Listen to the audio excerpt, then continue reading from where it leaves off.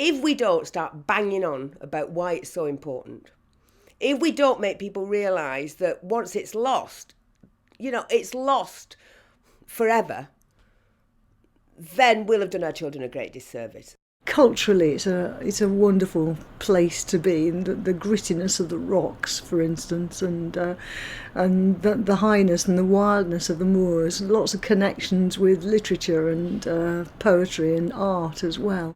One of the important things for us with the Watershed Landscape programme is that it gives us an opportunity to work with local community on issues and places that are important to them. It's very clear that heritage and culture and the dramatic landscape that we have in the South Pennines forms part of people's identity and pride of place, and we want to make the most of that and use that to help us improve our relationships with those people. I think it's the nature of the work. I think people enjoy getting stuck into it, and the more you volunteer, the more you find out about it, and the more you find out about the risk it's under and so on. So I think for them to make a contribution to restoring it means a lot to them. From a personal role, I like to feel I'm putting something back into the countryside because I've got a lot of enjoyment over the years. It was a pretty awful day. It was cold and it was wet, and I thought, what on earth am I doing here? But I came back and I'm still here, so it can't have been all that bad. And we're going to look at it from above, we're going to look at it from below. We're even going to look at it and slice it open like a cake, so you can explore the very insides of the South Pennine uplands. The rocks produce the water which led to the industrialisation of this area. A lot of the rocks also contain coal, which was the basis of the industry, both on the Lancashire side and on the Yorkshire side. Burnley is what you call a coal basin. So it runs through outcrop all over the place, all around the basin, if you will. But Banghall was fairly deep, actually. The shaft was 3 times the depth of Blackpool Tower. And they used to drop you like a bullet. I'm not joking. It used to be frightening. Your ears were popping.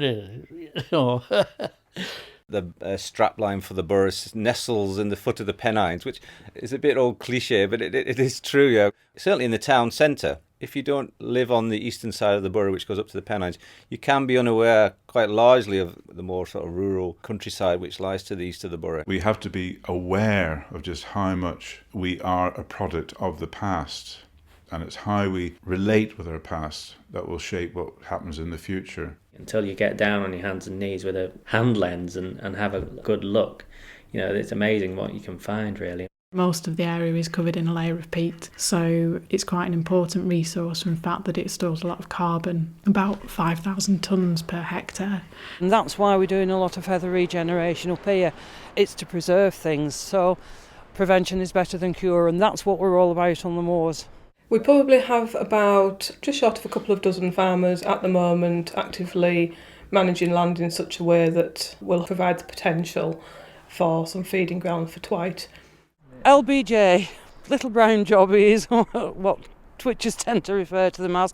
Super little things. They're my pandas, actually, the wildlife at home. Just as important as any gorilla, in my mind. If we lose it from the South Pennines, then it's lost entirely from England. Uplands are the equivalent in this country, if you like, of the Amazonian rainforest. People recognise the importance to climate change and to the whole world's environment of that rainforest. But they do not understand at the moment, maybe because they're so close at hand and we never quite value, those places that we live right next to, that the uplands are our life support system. A lot of the land, although it's designated as sites of special scientific interest, it is also designated as open access land. So people have the right to go and walk around it as an individual. So there's a lot of scope there for people to go and explore, basically. It's much more interesting to go for a walk around a reservoir than it is on a treadmill in a gym. And cheaper. And one of the great things about the South Pennines is the countryside is so accessible. You can get there relatively cheaply by public transport. There's something there for people from all different abilities. Talking about rock art, we're talking really about hemispherical cut marks, which might be as big as a grapefruit. It could be that some of the cut marks had rings added to them later on. It's a bit like road signs. They're all red and black and made of aluminium, but they don't all mean the same thing. The very hands that were making those marks were the same ones that were carrying out the farming, which is to make the dramatic changes that we see in the landscape today. We did work but one seam and it ran towards the surface. We got sods coming through in the area behind us. You could tell when it was raining on the surface because it used to just come straight through. The Watershed Landscapes project has concentrated very much on the industrial past and some of the landscape destruction that has happened, but not seeing that as something that you just have to walk away from. It becomes something that you can improve and you can learn from it. It allows us to look at the moor in a different way and get people interested, all within very easy reach. And we can be saying much more about what the area was doing at the time and how it's recovering. And that's very exciting for us, actually. It's given us a great opportunity to link with new organisations across the area. From a company point of view, our core business is clean, quality, safe drinking water. So if, again, we can manage the moors so as the water's cleaner going into the reservoirs, and then it's a lot cheaper and easier for us to supply clean, safe drinking water. A bit further down in the valley, there's a series of classic upland stream meanders. They're quite special because they look just like the ones in the big geography and geology books. And it's on your doorstep. You can go and see a moving, changing landscape. Just there, just around the corner. It's a 10-minute walk from work. And the idea of you seeing a living countryside with these amazing shapes in, which have been developing over thousands of years and millions of years as the rocks have. I think that those places are quite special.